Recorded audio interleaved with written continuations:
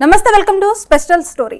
కొన్ని సంఘటనలు చూస్తుంటే సమాజంలో రోజు రోజుకి పైచాచికం పెరిగిపోతుందా అన్న సందేహం రాక మానదు.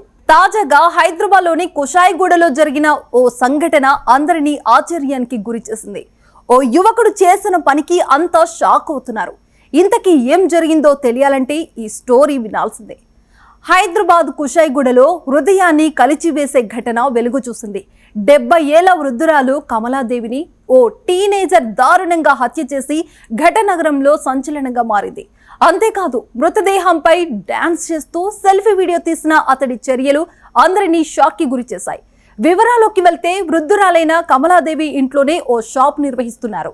అదే షాప్ లో అద్దెకుంటున్నాడు నిందితుడు. ఇటీవల అద్దె సరిగా కట్టకపోవడంతో కమలాదేవి అతడిని మందలించారు. దీంతో కక్ష పెంచుకున్న ఆ టీనేజర్ ఏప్రిల్ 11న ఇనుపరాడుతో అతడిపై దాడి చేశాడు. తర్వాత ఆమెను చీరతో తల సీలింగ్ ఫ్యాన్ కి ఉరేసి మృతదేహంపై డాన్స్ చేస్తూ వీడియో తీసినట్లు పోలీసులు తెలిపారు.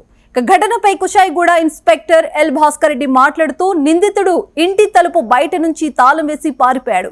ఏప్రిల్ 13న బెంగళూరులో ఉన్న బాధితురాలి బంధువులకు నిందితుడు స్వయంగా ఫోన్ చేసి హత్య విషయాన్ని చెప్పాడు. మొదట నమ్మని ఆ బంధువు వీడియో పంపించాడు. దీంతో మృతురాలి బంధువులు మాకు సమాచారం అందించారు. ఇక ఇంటి నుంచి దుర్వాసన రావడంతో తాళం పగలగొట్టి లోపలికి వెళ్ళగా మృతదేహం పాక్షికంగా కుళ్ళిపోయిన పరిస్థితిలో కనిపించింది అని వివరించారు. ఇక మృతురాలు రాజస్థాన్ కు చెందిన కమలాదేవిగా గుర్తించారు. ఆమె తన భర్తతో కలిసి 3 శతాబ్దాల క్రితం జీవనోపాధి కోసం హైదరాబాద్ కు వలస వచ్చారు. భర్త 15 ఏళ్ల క్రితం మరణించాడు. అప్పటి నుంచి ఆమె ఒంటరిగా జీవిస్తున్నారు. ఇక నిందితుడు రాజస్థాన్ కు చెందిన కుల్పాల్ కు గుర్తించారు. అతడి అదుపులోకి తీసుకొని విచారణ జరుపుతున్నామని పోలీసులు వెల్లడించారు.